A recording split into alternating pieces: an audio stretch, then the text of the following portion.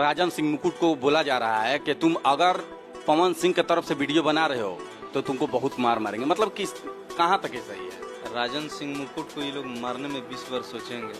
ठीक है वो। नमस्कार, मैं आपका भाई अभिमानु आर्यन, आप देख रहे हैं आर्यन भोजपुरी।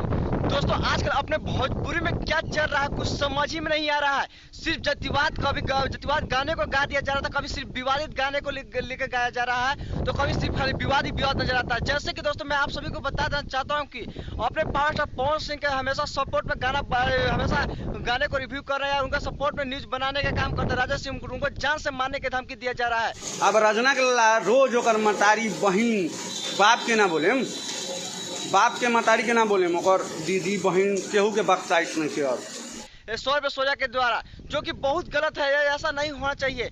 ये आज जिस तरह से आज विशाल सिंह ने महेश पांडे को टारगेट करके उन्हें मजबूर कर दिया है मरने पर, आज उसी तरह से फिर राजा सिंह मुकुट को जस्ट उसी प्रकार का कर दिया गया है। और राजा सिंह मुकुट आकर लाइव उनका रो का बुरा हाल हो गया है। ये बहुत ही निर्दयी घटना है, ऐसा नहीं होना चाहिए।